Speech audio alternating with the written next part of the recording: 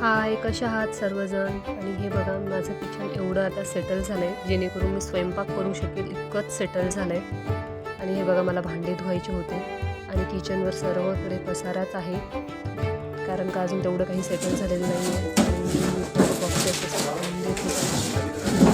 त्या ज्यांनी शिफ्टिंग करून दिली होती ना त्यांचं बॉक्सेस आले होते, रिकामे बॉक्सेस घेऊन जात होते. या सगळेजण मसाला डोसा खायला.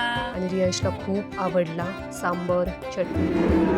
आणि आज होता वुमेन्स डे, सर्वांना हॅपी वुमेन्स डे.